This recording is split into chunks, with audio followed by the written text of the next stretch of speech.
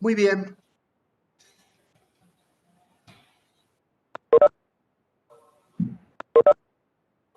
Esperen que pueda. Bien, grabación en...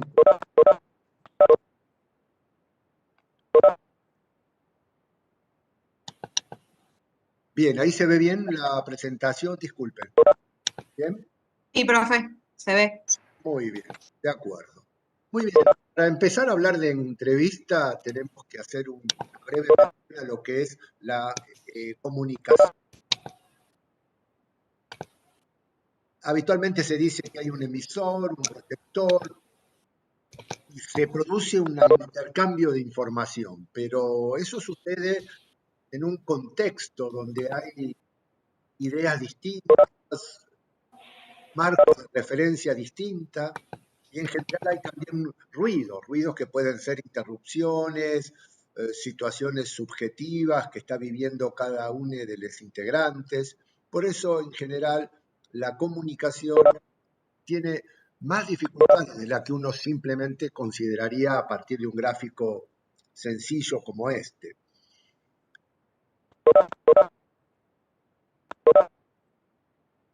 Nosotros habitualmente, cuando hablamos del punto de vista de la función de, de nuestra tarea, trabajamos básicamente con un objetivo que es el de hacer un diagnóstico. Y eso nos lleva a trabajar dentro de lo que es la clasificación de situaciones como enfermedades. Pero la situación que puede vivir el paciente es habitualmente diferente, ¿no? No sé si ustedes pueden hacer memoria de haber estado alguna vez en una sala de espera, pero si pueden evocar esto, ¿no? ¿Qué es lo que tenían como preocupación en ese momento? ¿Alguien recuerda algo? El tiempo que te hacían esperar. Por ejemplo, el tiempo, que nos atiendan rápido, ¿algo más? Que pueda hacer un buen diagnóstico. Esto que me ayude, que dicen aquí, Nazarena, de acuerdo, que nos curen, claro, uno puede haber ido por una consulta banal o puede estar ante una situación que realmente le angustia y le preocupa. También puede pensar cómo será este médico o esta médica, si nos despachará en 5 minutos, podremos formularle todas nuestras inquietudes. Entonces, algo nos reúne, claro, que la solución sea rápida, que no provoque dolor, que no haya que pasar por procedimiento, que nos escuchen. No sé, me pregunta Luis si están escuchando bien, que él no oye del todo. ¿Está bien el audio? Sí, Sí, se escucha bien. Bien, bien. sí, se escucha bien. Gracias, perdón. Bien, sigamos entonces. Bueno, estas dos sensaciones distintas. Ahora, claro, digo, para terminar el ejercicio, si estuvieran ustedes en su primer guardia, en un pueblo tranquilo del interior, en Lobería, y viniera, qué sé yo, la enfermera de turno y les dijera, doctor, doctora, hay un paciente, ¿cuál sería su preocupación más importante?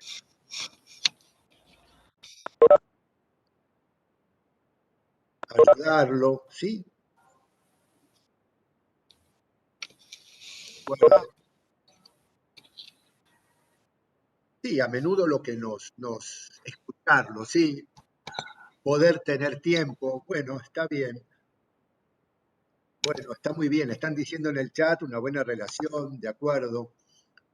Sin embargo, digamos, eh, metidos en la práctica, a menudo lo que nos angustia es hacer diagnóstico, ¿no? Que podamos realmente entender qué es lo que le está sucediendo, que estemos a la altura de las circunstancias. Esto es completamente legítimo, ¿no? Pero a veces nos preocupa tanto que perdemos de vista algunos otros aspectos. Solamente para tener en cuenta esto, la agenda del paciente o la paciente y del médico pueden ser diferentes. Bien, una consulta entonces alrededor de algo de lo que ustedes están diciendo son cuáles son las funciones de la entrevista.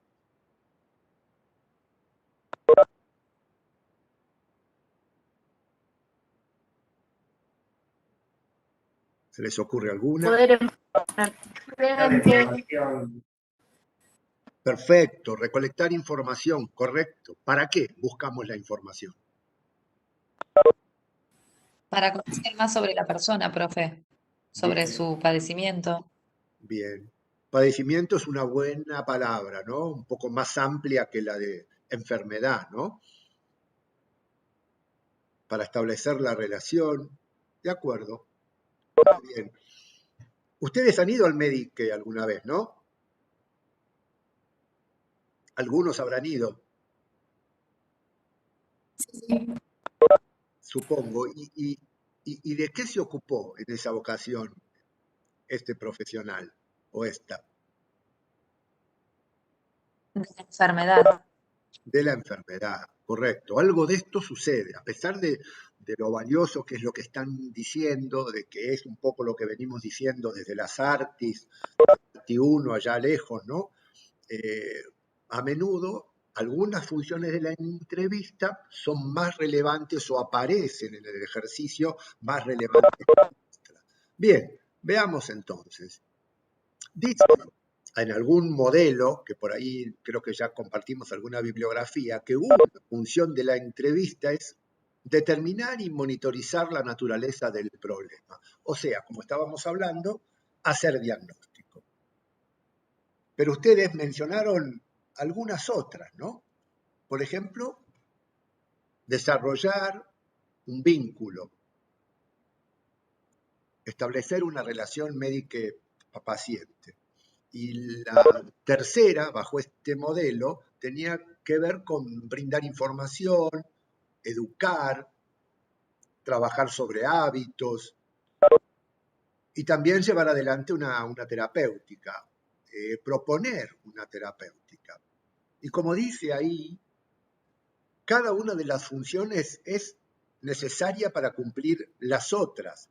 No se puede trabajar adecuadamente si uno no implementa el tratamiento, pero no puede implementar el tratamiento si no reunió los datos para establecer la naturaleza del problema, lo que estaba sucediendo, el diagnóstico.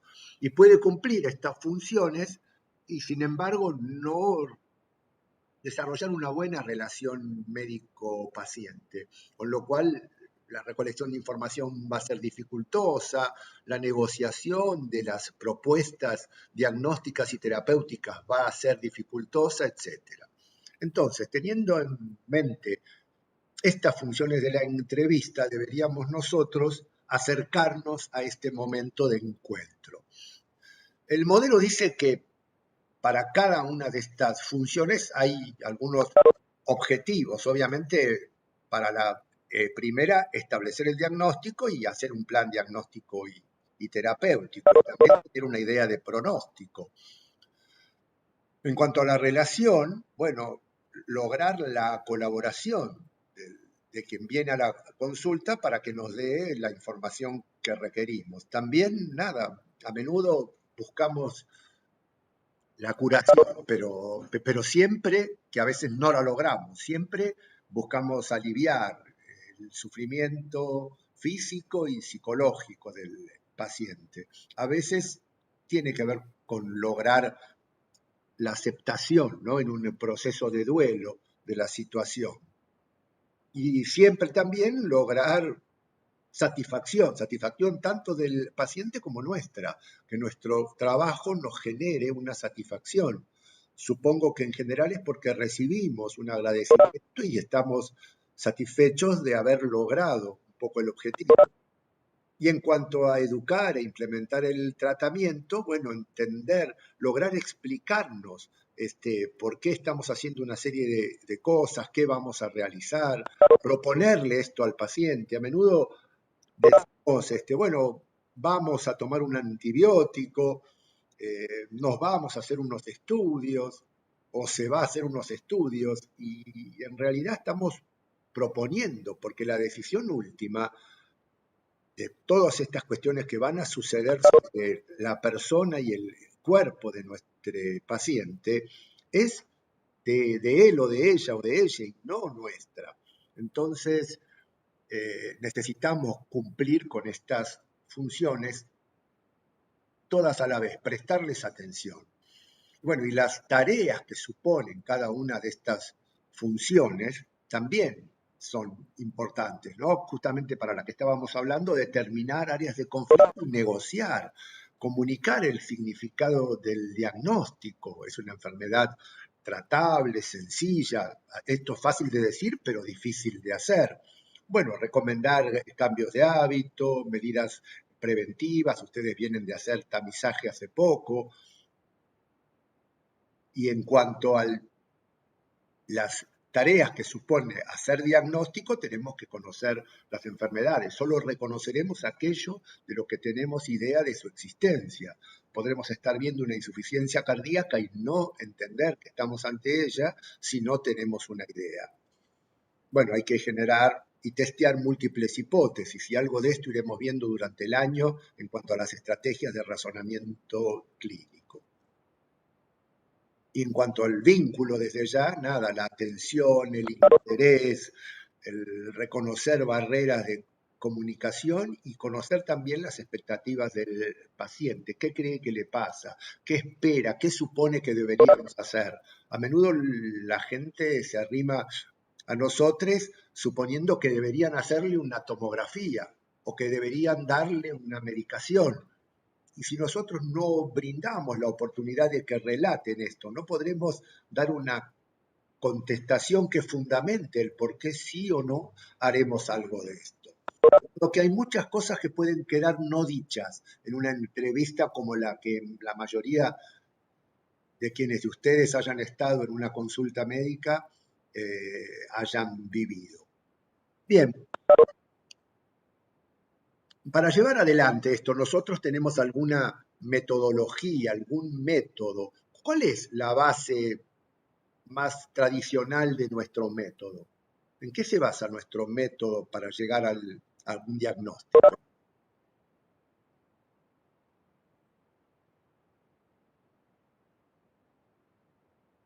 ¿Se les ocurre? Sí, la anamnesis es un método de recolección de datos, diría yo, ¿no? Pero para llegar a un diagnóstico deductivo, El método clínico. hipotético deductivo, método clínico, está bien, estoy de acuerdo, pero la base fundamental de nuestro método de observar, de recolectar datos y formular una hipótesis y comprobarla, ¿cómo se llama? Método científico, dice Tobías, correcto. Nuestra estrategia básicamente es el método científico. ¿Se acuerdan de las etapas? Observación,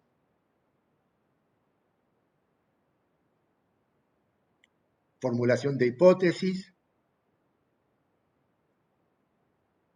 demostración o validación y nuestras conclusiones, que pueden ser validar o no nuestra hipótesis. ¿Bien? Claro que el método científico en nuestro caso está condimentado por la condición especial de estar tratando con un objeto de estudio que es un sujeto, una persona. Por ahí alguien dijo, ¿cómo podemos llamar a nuestro método? ¿Alguien Método clínico. Método clínico, correcto. Bien. Método clínico. Y entonces, ahora sí, la observación. ¿Cuáles son los gestos que podemos hacer cuando estamos observando para recolectar datos? Lo dijeron hace un rato. Escucha activa, el lenguaje no verbal, Bien, la mirada. bien, esos son detalles dentro de lo que podemos llamar las estrategias de recolección de datos, que son la entrevista o la anamnesis y el examen clínico. Bien. Y para formular las hipótesis, usamos lo que llamamos métodos de razonamiento diagnóstico. ¿Conocen alguno? Algo hablaron hace un rato. Por comparación, puede ser que sea uno. Sí. Diagnóstico por comparación. correcto, por comparación, hipotético deductivo. ¿Saben lo que es el reconocimiento de patrón? ¿Escucharon alguna vez?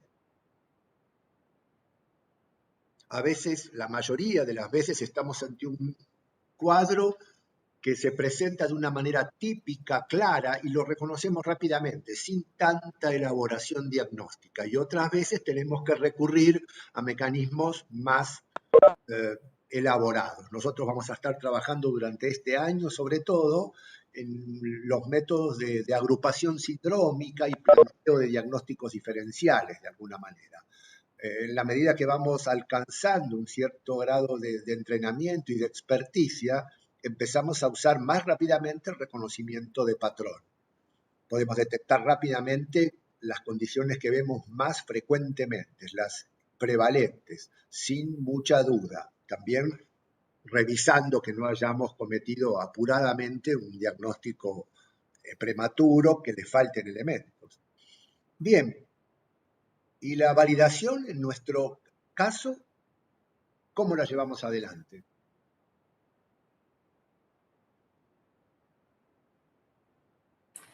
Puede ser, no sé, haciendo exámenes complementarios o... Perfecto, correcto, con un plan de estudio, exámenes complementarios de imágenes, de laboratorio, etcétera. El plan diagnóstico o plan de estudio. Y en cuanto a las conclusiones, ¿qué nos habilitan?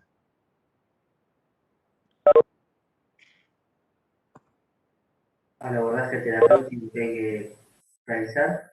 Correcto, las conclusiones nos permiten hacer un planteo terapéutico y también un pronóstico de alguna manera, en la medida que hemos puesto un nombre a lo que sucede. ¿Bien? Y el resultado de todo esto, de alguna manera lo consignamos de alguna forma en la historia clínica. Y la historia clínica, por eso quiero resaltar esto, es un modelo de registro. No está hablando ni de las estrategias que tenemos para establecer la relación médico-paciente, ni de los métodos de razonamiento diagnóstico. La historia clínica, si no decimos algo de esto, puede pensarse que la tarea diagnóstica y de establecer el vínculo y demás es ir completando los espacios en blanco de la historia clínica. Pero no es esta la tarea. La historia clínica es un sistema de registro. Ahí registramos los datos que estuvimos buscando. Pero para completarla hace falta otra estrategia, otra metodología. Bien, con esto en mente, vamos a avanzar un poquito más sobre las estrategias de recolección de datos, que es un poco lo que hoy nos convoca. Bueno, hay muchas estrategias de recolección de datos. Medir, pesar, considerar la densidad. Si hiciéramos arqueología, podríamos hacer una excavación. Si buscáramos inteligencia extraterrestre, la radiotelescopía. Y si quisiéramos saber algo más de qué nos van a tomar en el examen, podríamos recurrir al ICHIN. Nosotros particularmente vamos a utilizar como estrategias de recolección de datos la entrevista, ¿sí?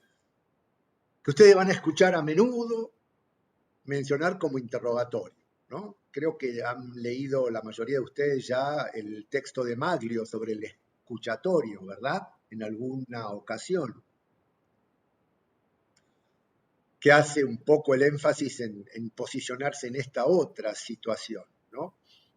Más de escucha, ¿no? De datos que si los llevamos adelante de una manera de tipo interrogatorio, es probable que no podamos recolectar muchos de ellos. Entonces nosotros vamos a llamarlo entrevista e interrogatorio. Y la exploración física que tiene sus etapas, como un poco ya estuvieron hablando, y que puede ser topográfica, por aparatos y sistemas, etc. Bien, sigamos un poquito adelante. En la anamnesis de la enfermedad actual, ¿no? Anamnesis etimológicamente quiere decir traer a la memoria, tratar de recordar. Esta es la función que estamos haciendo. Tenemos una entrevista o anamnesis, o lo van a escuchar como interrogatorio, espontáneo, que tiene una serie de objetivos, y otro que se va a llamar anamnesis o entrevista dirigida. ¿Tienen alguna idea de cuándo usaríamos una anamnesis o una entrevista dirigida o una abierta o espontánea? La dirigida puede ser, profe, cuando se busca una patología en especial o luego de escuchar el relato de la persona. Perfecto, estoy de acuerdo. ¿Alguien más que quiera aportar a esto? Sí, cuando se hace la entrevista a un paciente que no puede responder por sus medios, también se puede hacer una anamnesis dirigida hacia un padre, ¿no? Bien, eso se llama, claro, entre anamnesis indirecta, pero no hace al tipo de preguntas o cuestiones que formulamos. Está perfecto lo que dicen.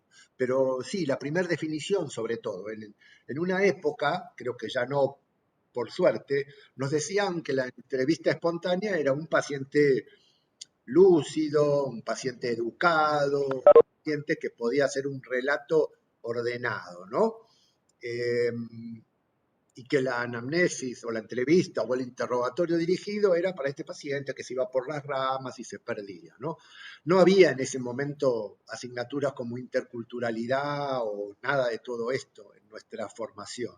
Y suponíamos que dependía de esto. En realidad, como estaba quejado, la entrevista o la anamnesis espontánea tiene como objeto, ustedes lo dijeron muy bien, conocernos, saber cuál es su motivo de consulta, aquello que llegó a un umbral de alerta, aquello que lo preocupa, y tener también una idea de cuál es su fantasía sobre la enfermedad, qué es lo que supone, y tal vez también su expectativa sobre el sistema de salud, esto que decíamos, qué esperaba, qué se imaginaba.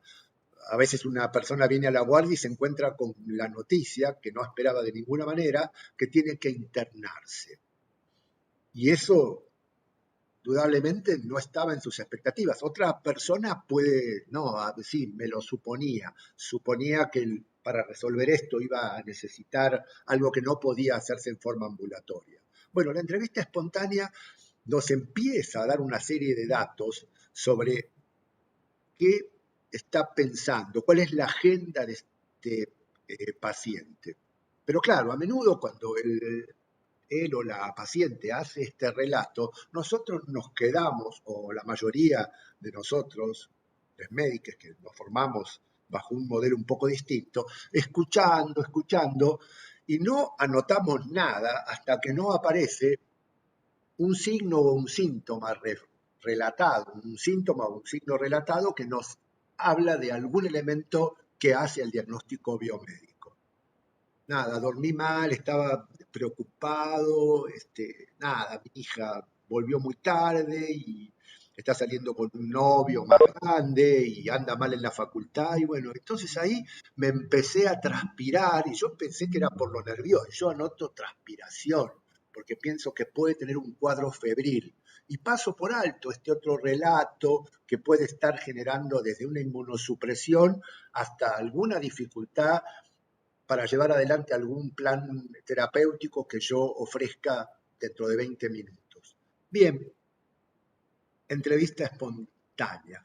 Obviamente, como ustedes dijeron, también la entrevista dirigida o esta anamnesis tiene que ver con el seguimiento de huella, la cronología de los síntomas y todos los antecedentes que vamos a aparecer.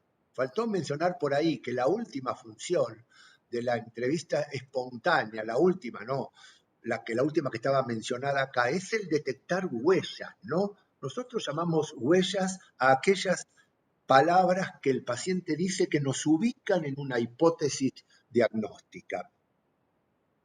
Hay un estudio muy clásico, muy tradicional, que hicieron en Inglaterra hace un montón de años, cuando estaba todavía el sistema del General Practitioner, que ahora está muy desvirtuado, ha cambiado mucho, pero era excelente. Y un grupo digo esto porque eran un grupo de profesionales que trabajaban muy bien. Entonces hicieron un estudio, les pidieron una autorización, consentimiento para grabar sus entrevistas, diciendo que iban a analizar aspectos de la relación médico-paciente y la entrevista y qué sé yo, que pidieran consentimiento a los pacientes. Y grabaron un montón de entrevistas y las empezaron a escuchar. Y uno de los estudios que hicieron, por ahí conocen ya este dato, era cuánto tiempo pasaba desde, bueno, ¿por qué viene? Cuando decía, bueno, soy el doctor tal, la doctora tal, qué sé yo, tomé asiento, ¿qué anda pasando? ¿Cuánto pasaba hasta la primera interrupción? ¿Tienen una idea del tiempo en promedio que sucedía esto? ¿Escucharon este dato alguna vez? 16, 18 17. segundos, ¿no? Más o menos. Exactamente, 18 segundos. Muy bien. Ahora, la pregunta es, ¿qué cosa era la que a estos médicos que trabajaban bien en un primer nivel, en un sistema que todavía no estaba presionado tanto por el tiempo, ni mucho menos, qué era lo que a los 18 segundos los movía a realizar una interrupción del relato? Porque no era de maldad ni de apuro, algo les picaba ahí que tenían que formular una pregunta.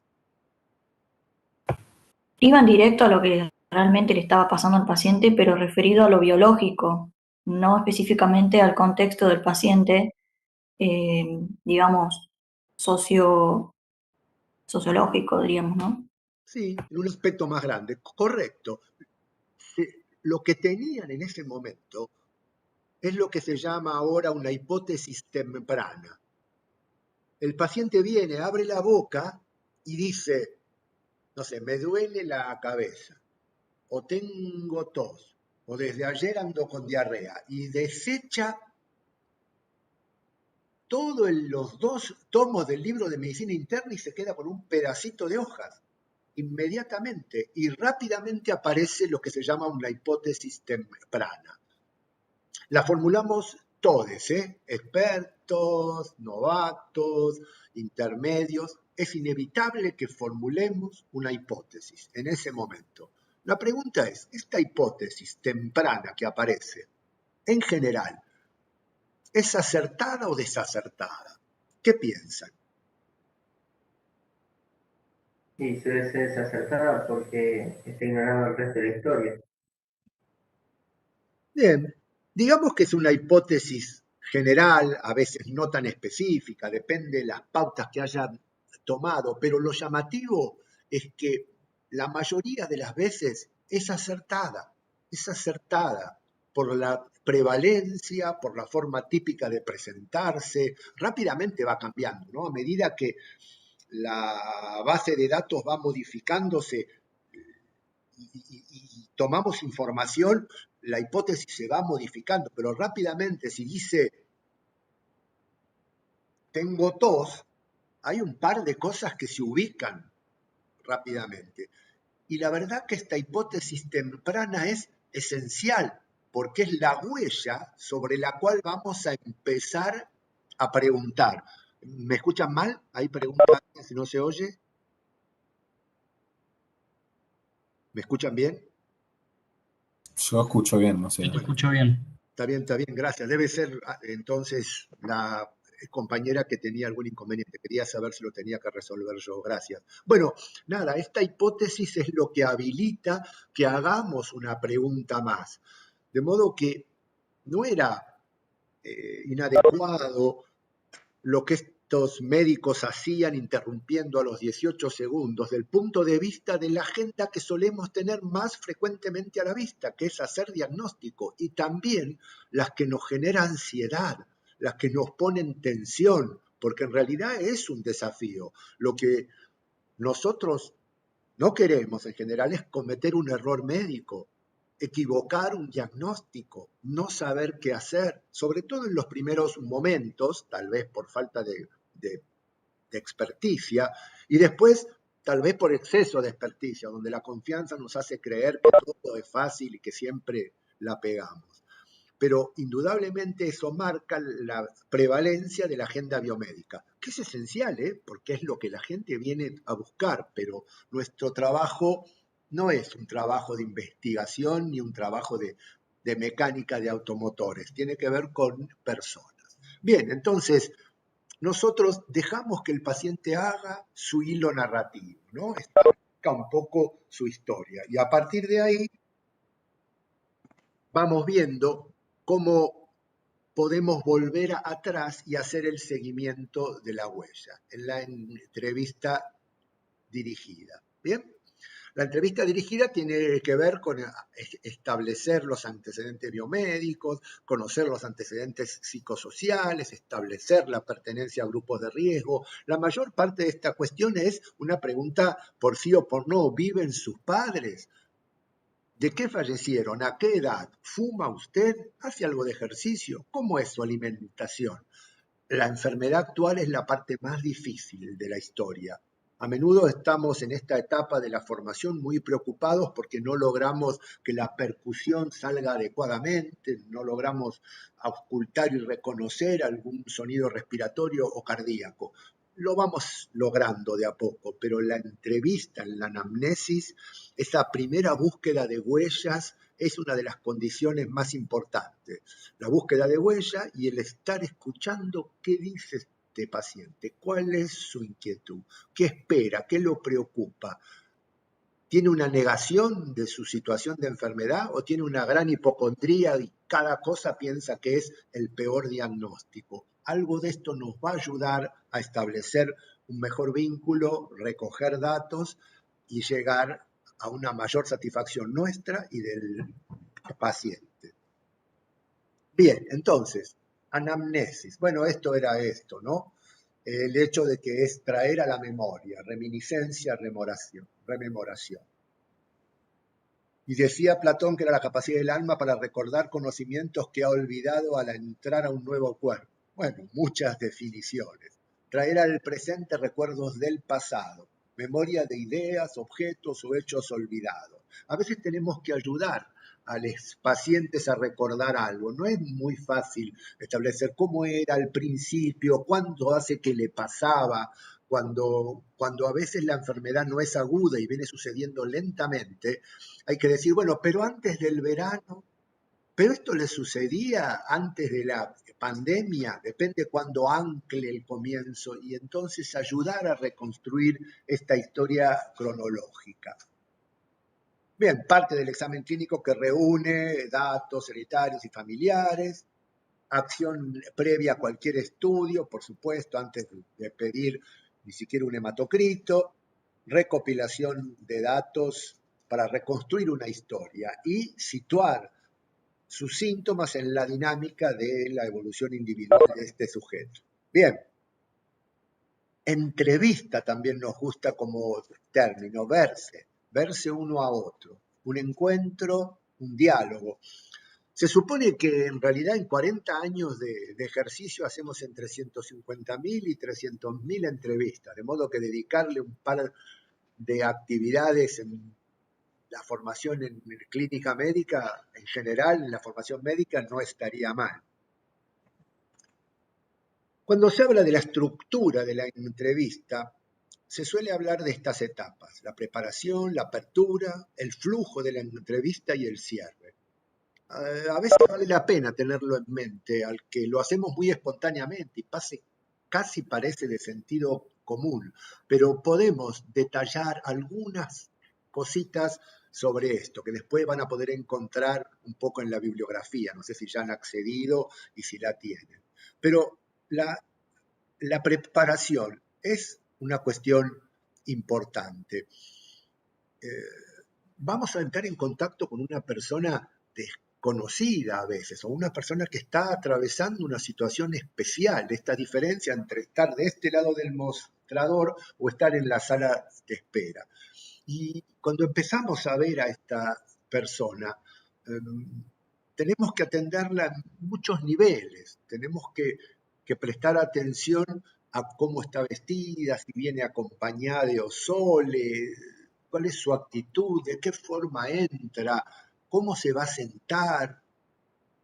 Mucha de esta información nos va a ayudar a ajustar nuestro ejercicio para poder dar una mejor atención a cada persona.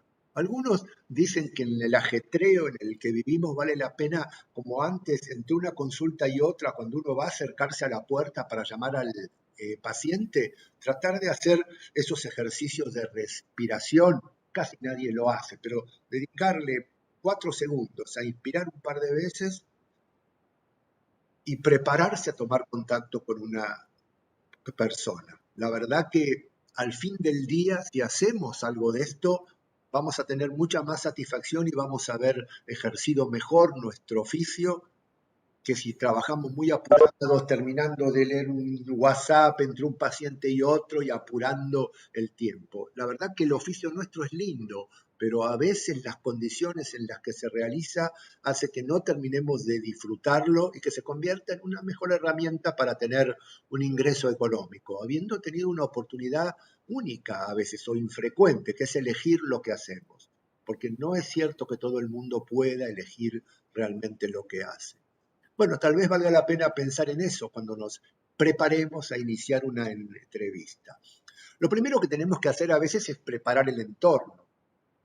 Estas clases, estos PowerPoints tienen unos cuantos años, ¿no? A menudo ahora uno trabaja en ambientes institucionales y una cantidad de cosas, pero indudablemente el tipo de consultorio, el lugar que uno tiene, uno puede tener una silla grande y alta y colocar del otro lado una silla bajita. Uno puede tener un escritorio grande que establezca una distancia o una mesita más del tamaño de la que se sienta uno en un café o en una cervecería para tener esta distancia de charla.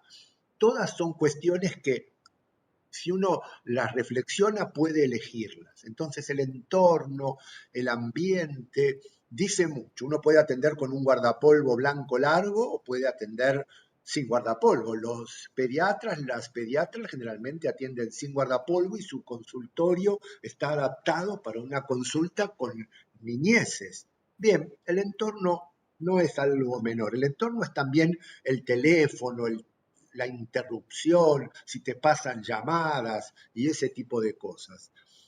Uno puede tomar decisiones sobre esto, que el ambiente sea grato, que haya una privacidad, que no se golpee y se salga de la puerta todo el tiempo. Hay situaciones donde, nada, parece que se hicieran exámenes ginecológicos en un pasillo del shopping realmente, ¿no? A veces vale la pena prestar un poco de atención a esto y tratar de modificarlo si algo de esto a uno le molesta. Todas estas cuestiones se pueden anticipar de alguna manera. Uno puede silenciar el teléfono, puede hacer una cantidad de cosas para que en ese ratito no haya tanto ruido en la entrevista. Y lo que decíamos, prepararse uno mismo, centrarse en la entrevista médica, ¿bien? Y poner el foco en el paciente. Bueno, qué sé yo, si uno va a realizar un deporte extremo, que lo pone en un riesgo, donde se juegan una serie de cosas importantes, probablemente la noche antes no tome alcohol, se acueste temprano y ese día trate de estar centrado en lo que va a hacer, porque requiere mucha atención. Si bien hay un disfrute en esto, el elemento requiere que uno esté atento. No es muy distinto lo que hacemos. Lo podemos banalizar, pero en realidad requiere algo de esto. Bien. Vamos a la etapa de apertura. Ahora ingresa este paciente. Lo primero que nos va a dar mucha riqueza, como dijimos hace un rato, es la observación, ¿no? Esto que decíamos, el modo de gente que entra, se sienta, parece que va a poner las patas sobre el escritorio con unas botas tejanas y nos va a empezar a relatar algo. Otra gente viene en una actitud distinta, ¿no? Estos datos, si los podemos tener en algún momento, no tienen palabras, son percepciones, pero que podemos entrenarnos para que nos dé información sobre cómo esta persona va a relacionarse. Ya dijimos, puede estar sole o no, acompañantes, estas cuestiones que tienen que ver con si la persona tiene red, hay alguien que se ocupa de ella, si puede haber situaciones de abuso, etcétera, etcétera, van a aparecer en este momento. Y después vamos a llegar a un momento de saludo, donde nos presentaremos y también escucharemos cómo se presenta la persona. Hoy las personas pueden querer llamarse por nombres distintos del que dice en la historia clínica.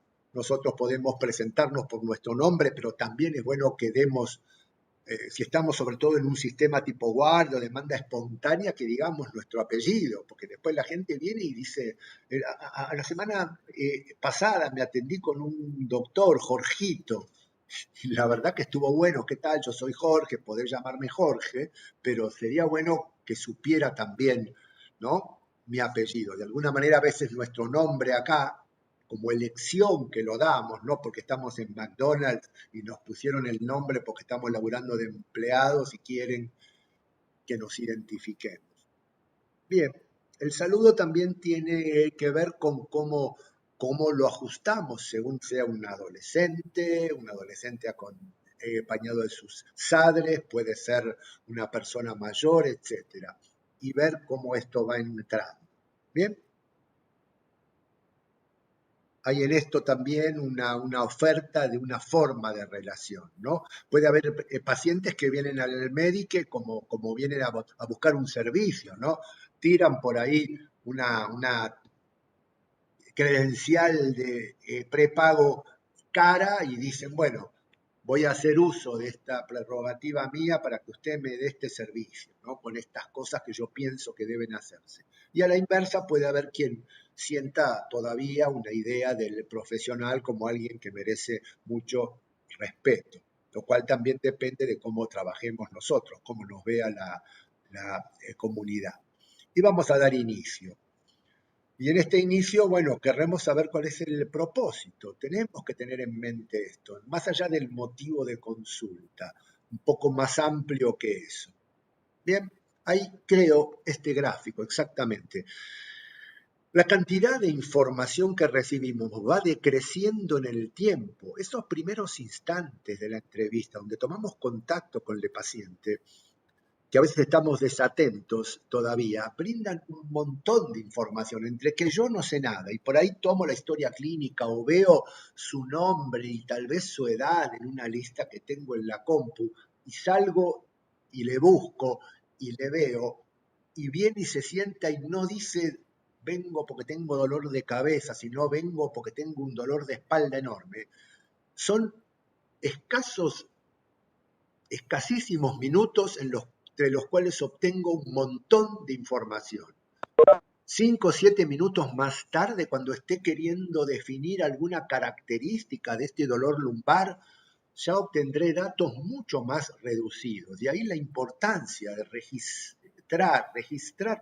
estar tomando noción. Después tendremos un registro de eso. Cuando ustedes vean los registros de historia clínica en general, hay muy poco registro de estas condiciones. Persona mayor, de aspecto frágil, que concurre sola a la consulta. Adolescente que concurre acompañada por la hermana mayor, etc. Paciente que camina con dificultad. Lo pondremos tal vez en el examen físico porque nos llama desde lo biomédico, pero hay una serie de aspectos que por ahí nos van a ayudar mucho. Entonces, estar atentos a esta apertura. ¿Bien? Y después vamos a la parte de lo que se llama el flujo de la entrevista. Y ahí es donde venía aquello que estábamos hablando de la interrupción. Hay algún texto que dice, dejen que el paciente haga el trabajo, que él elija su hilo narrativo, que establezca un orden subjetivo, ¿no?, que tiene que ver con aquello que le preocupó, con cuándo supone que arrancó, a qué se refiere, por qué piensa que está sucediendo.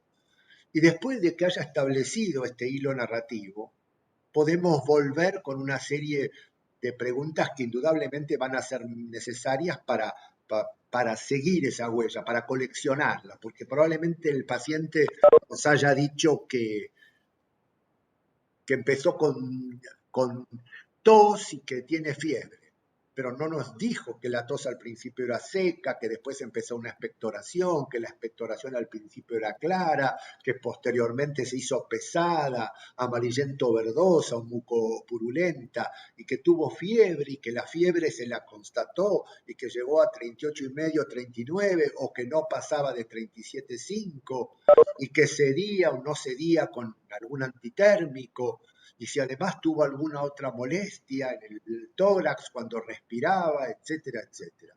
Entonces volveremos sobre esto, pero después de haber establecido este hilo narrativo, este lugar que él describió donde puede haber dicho otros elementos. Si le invitamos a hablar, si no interrumpimos el relato con esta hipótesis temprana y lo guardamos un ratito en la memoria RAM para traerlo de nuevo. En este mismo estudio de los 18 segundos también hubo algún dato interesante. Por ejemplo, el paciente que más habló, eso que dicen, el paciente me habló. ¿Cuánto creen que habló el paciente que más habló si no le interrumpieron en ningún momento?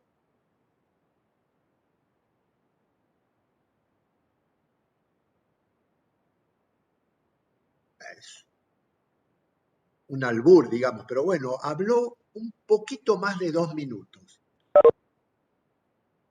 140 segundos o algo así, y era una cosa excepcional, digamos. Por lo cual, el mito este de que el paciente habla mucho y te hace un cuento, no era real de alguna forma. A ustedes en situación de estudiantes, es posible que los pacientes se pongan a contarles una historia larga y una serie de cosas, pero es porque el vínculo está establecido de otra manera. No lo tomen como regla en general.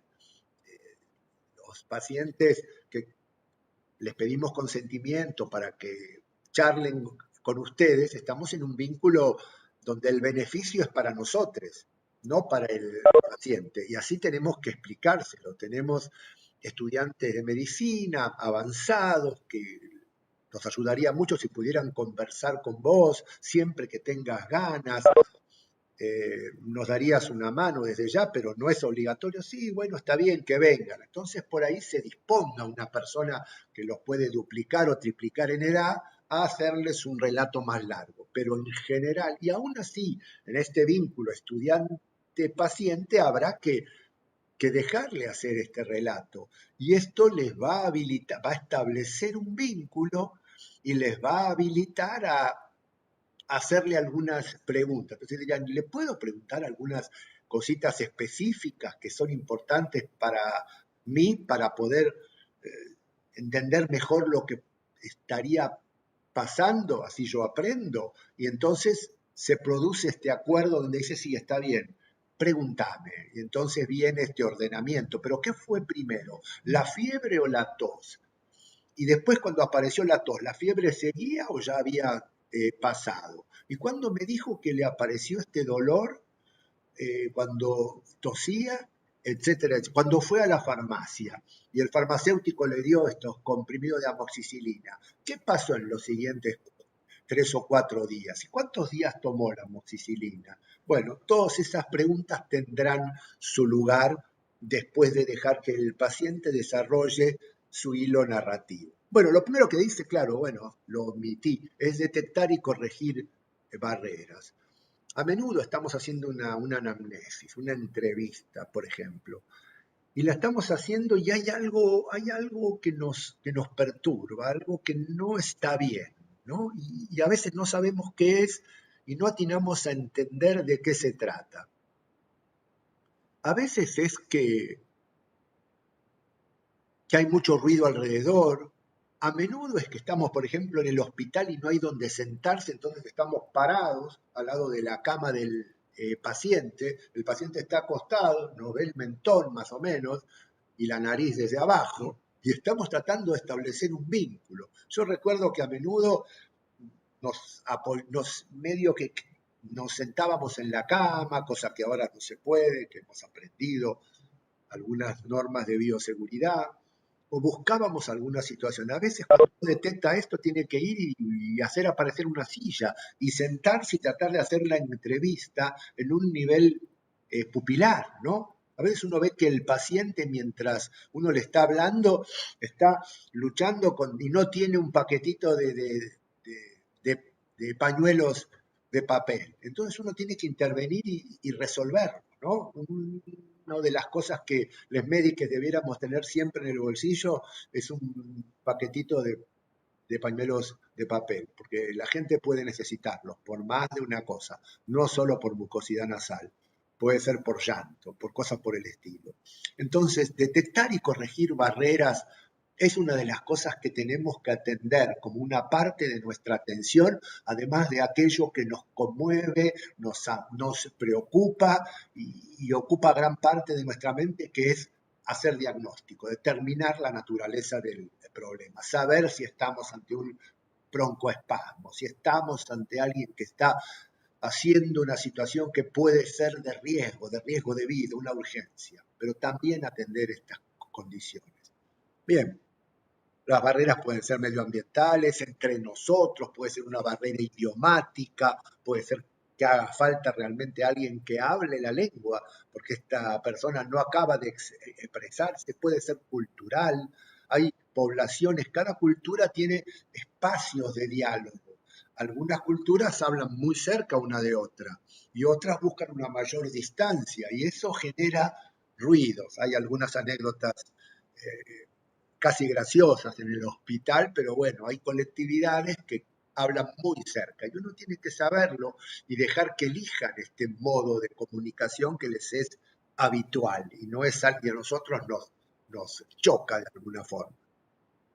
Así que las barreras también pueden ser orgánicas, puede ser que el paciente esté con dolor y nosotros estamos haciendo la entrevista y vemos que el paciente tiene dolor y seguimos adelante. Y esto debiera, aún en nuestro rol de estudiantes, generar una sensación de esto no puede ser y volverse hacia la tutoría y decirle estoy haciendo la entrevista a un paciente que está con dolor o que nada, está por ahí, no sé, hemos hecho entrevistas a pacientes que bajo la cama estaba sentado o sentada sobre la chata, medio que tal vez sabiéndolo, y sin embargo haciendo como el paciente y nosotros, como que esto no sucedía. Bueno, ejemplos nada más de cosas que no deberían suceder, porque sería lógico y nos daría mayor satisfacción al fin del día si hubiéramos dicho, perdón, está incómodo, ¿no? Voy a tratar de buscar a la enfermera y ir uno, que es nada, un 4 de copas, a tratar de explicar que hay un paciente que necesita que le saquen la chata, ¿sí? O ver de qué manera podemos colaborar con eso. Bien, entonces detectar y corregir barreras, identificar problemas y hacer un listado de los problemas que van apareciendo. Problema es una definición más amplia que enfermedad, ¿no? Alguien dijo hoy temprano padecimiento, ¿sí? El problema es una construcción teórica, la historia clínica orientada al problema lo incluye, que supone algo que puede ser una enfermedad, pero puede ser una situación, puede ser un contexto, puede ser falta de red social, soledad, puede ser consumo problemático, etcétera, etcétera. Y hay que negociar con el paciente una serie de prioridades sobre cómo vamos a atender cada uno de estos problemas. Puede que su preocupación no coincida con la nuestra, que a nosotros nos preocupe algo, que el paciente vino por algo distinto, que es un epifenómeno de eso, pero no, creo yo, no es el control de la glucemia, sino que se tiene que levantar de noche muchas veces a orinar y que no está viendo bien. Detectar estas cuestiones y negociar y explicar es parte de la tarea. A menudo decimos que la gente que hace peluquería pide más opinión que nosotros les médicos, ¿no? Porque tomamos decisiones y no damos lugar nosotros hacemos una propuesta diagnóstica y una propuesta terapéutica, sugerimos. Después el paciente va, sale del consultorio, rompe la orden, tira el paquetito con la indicación y hace lo que quiere, inevitablemente. De modo que sería bueno que diéramos la oportunidad de decir qué le parece, por qué quiere esto. Bien. Ahí dice que nos falta un ratito, estamos en y media más o menos, creo que en unos minutos más vamos a estar terminando. Algunos, cuando establecemos un vínculo que va a ser, que seremos el médico de cabecera de este paciente, a menudo algunos médicos recomiendan empezar diciendo, bueno, ¿qué cree usted que es importante que yo sepa de usted? Y bueno, vale la pena a veces iniciar esto, no en el contexto de las demandas espontáneas, de las atenciones de guardia y demás. La gente hoy por hoy no tiene médico de cabecera, pero el que le encuentra, en general, le va mejor en su salud y desea mantener esta relación. Hay algunas razones, digamos, porque hay algunos problemas que si no escuchamos pueden no aparecer porque son o vergonzantes o dificultosos de relatar, digamos, ¿no? Todo lo que pueden ser desde hemorroides hasta trastornos selectivos, hasta problemas de adicción, etcétera, etcétera. Y también tenemos que establecer y negociar una serie de prioridades, aceptando que la palabra última es del paciente, claramente, y no puede ser nuestra. Podremos hacer nuestra sugerencia, fundamentarla y enfatizarla, pero no abriendo un juicio ni torciendo el deseo de él.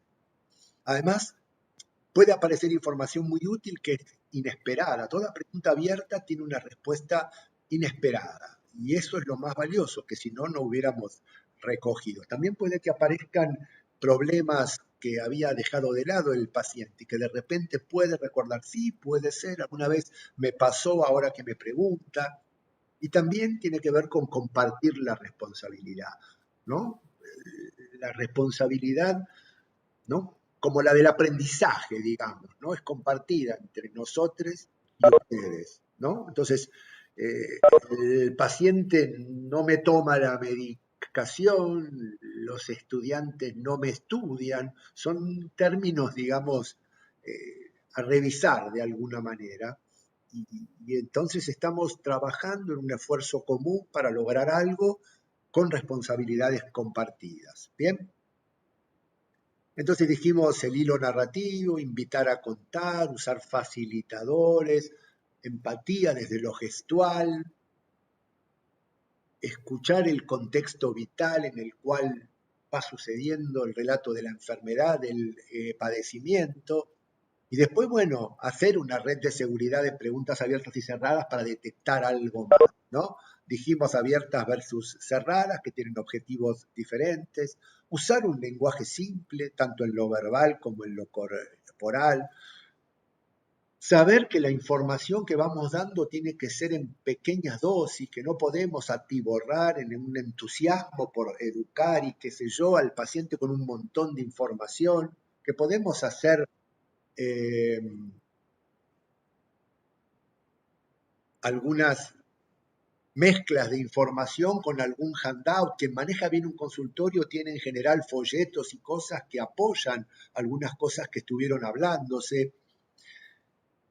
Y a menudo la conducta de rechequear, a ver si entendí bien. Usted comenzó entonces hasta alrededor de 5 o 6 días atrás, no más de una semana, hasta entonces estaba bien, lo primero que sintió fue esto y aquello, o a la inversa. Entonces, ¿cómo es lo que vamos a hacer? No, me voy a hacer los estudios y cuando tenga voy a pedir el turno, tanto voy a tomar esta medicación y cualquier cosa puedo llamar. Perfecto, entendimos de qué se trata. ¿Bien? Si la información tiene que ser sucinta, detallada, general, exacta, dependerá de cada contexto. Y a menudo la relación clínica se va dando a lo largo de más de una entrevista, por lo menos en situaciones de seguimiento. Bien.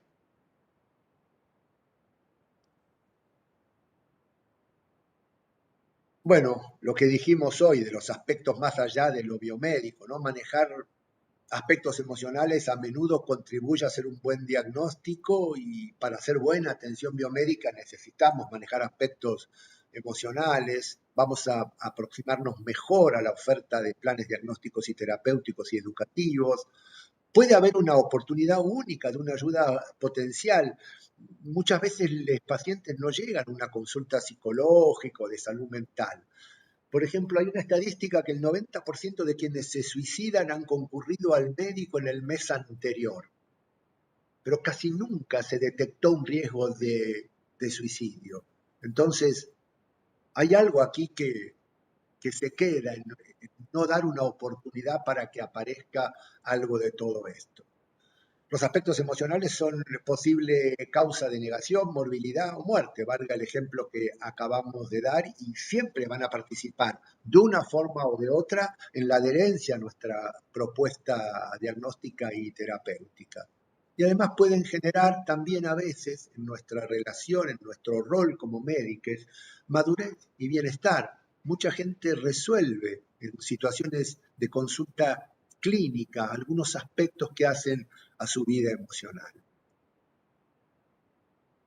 Y a menudo una entrevista no tiene por qué, un acto médico no tiene por qué terminar en una receta, en una prescripción farmacoterapéutica, sino que tal vez sea solo aprender a lidiar con una condición, entender por qué pasa, qué está sucediendo, aceptar, elaborar una idea distinta, enfrentar, tener una estrategia de afrontamiento distinta.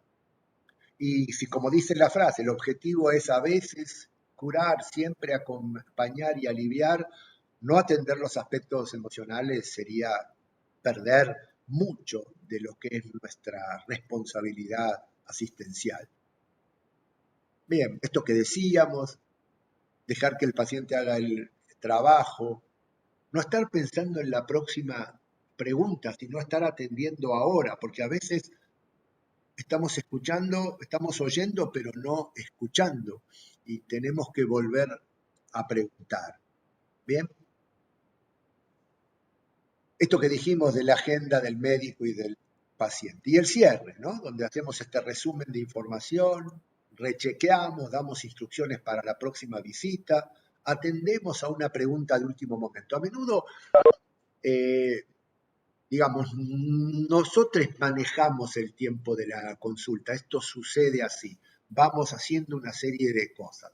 Pero a veces en el último momento aparece un motivo de consulta oculto. Bueno, entonces vas a tomar esto, qué sé yo, bla, bla, bla. Sí, doctor, esto podrá ser una infección de transmisión sexual. Y cuando le estaba poniendo el moño y faltaban 30 segundos para terminar la entrevista, se reabre otra vez. Esto es posiblemente un error semiológico. Al principio debiéramos haber dado lugar a esto. La consulta fue por tos, con expectoración y fiebre. Bien, hizo el hilo narrativo. Yo ya tuve mi hipótesis temprana y ahora quiero volver a recoger una serie de datos. Digo, bueno, antes de esto, además de este relato de la tos, qué sé yo, ¿alguna otra cosa que preocupe? No, no en particular. Digo, algo más que quisiera comentar. Bueno, sí, no, sí, ya que está, yo sí quisiera hacerme un chequeo porque y empieza a aparecer otra duda, otra condición. Entonces vamos a poder manejar mejor. A veces la pregunta de último momento no tiene más remedio que ser dicha, bueno, esto que me estás comentando es importante, agendemos un nuevo turno rápidamente a ver cuándo puedo dártelo para tratar de abordar.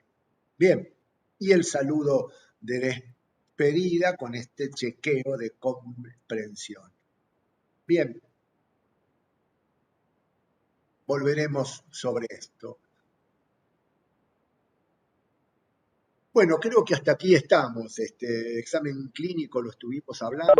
Estamos en... Sí, tenemos que ir, nos dicen algunos. Tenemos sana y ya es hora. Saben que esta actividad es no obligatoria, que va a quedar grabada, que va a estar a disposición, así que no hay inconveniente. En estos minutitos que quedan, los que puedan, si alguien quiere hacer una pregunta, hacer una consulta. Profe, sí, yo tengo una pregunta de un concepto. Cuando finalizaba el texto decía de la desvinculización con el paciente, que suele generar angustia. ¿Cómo sería la manera adecuada para realizar esa desvinculización? Bueno, es un puntito, un tópico, sí. Uno, por ejemplo, no está obligado a mantener un vínculo. A ver, uno pudiera estar en una situación donde sea l'unique médico disponible. Puede estar en la base antártica o puede estar a bordo de un barco o puede ser en una situación transitoria temporalmente y uno no puede negar su atención. Pero a veces hay algo que no está funcionando por H o por B. Tal vez es algo nuestro que no funciona. Uno tiene derecho a plantear una desvinculación y entonces tiene que hablarlo. Se dan situaciones que a veces nos llevan a una consulta a nosotros también sobre algo que sucede, ¿no? Una persona que viene con la cual la relación es difícil y cada vez que uno la ve en la lista de horario del día dice, uy, no, otra vez, ¿no? Y se pregunta por qué vuelve esta persona a esta vinculación tan rara. Y bueno, puede ser que se parezca, qué sé yo, mucho a, no sé, a una mamá que tuvimos que nos interpelaba demasiado. Puede ser que sea algo nuestro, no importa. Puede ser que sea alguien que con mucho dinero y una tarjeta de un prepago enorme, que ni siquiera sabe cuánto el prepago nos paga la consulta y que se cree con derechos y que viene y dice, haceme todo esto. Y uno dice, no, no tiene sentido, no hay indicación de que hagas todo este gasto, algo que uno no puede decir, este gasto a la obra social. Bueno, tal vez uno puede desvincularse y decir, bueno, creo que nuestro vínculo no está funcionando, no está siendo útil. Yo prefiero no seguir adelante.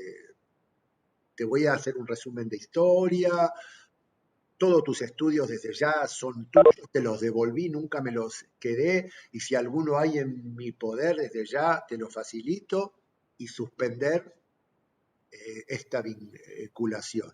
Pudiera ser que la vinculación sea por cuestiones sociales, más allá de la consulta, vínculos o cosas. Entonces está dicho que el fin de la relación médico-paciente puede estar establecido tanto por el paciente, que es lo más habitual, como por el médico. Uno debería atender, esto sucede, ¿no? La comunidad elige cierto tipo de médicos, desde cómo se viste, desde cómo es su consultorio, desde en qué barrio está, una serie de cosas. Y en general esto va armónicamente. Hay gente que prefiere otro tipo de profesionales, ¿no?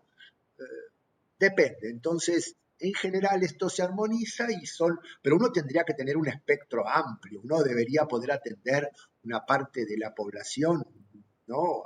Amplia, puede atender un docente, un trabajador no especializado, puede atender un profesional, puede atender alguien que trabaja en su casa, tiene un espectro, puede atender diferentes edades, pero por ahí no puede dar con alguna situación adecuada y discontinúa. Es un derecho. Bueno, Genial, profe, gracias. ¿alguna otra consulta?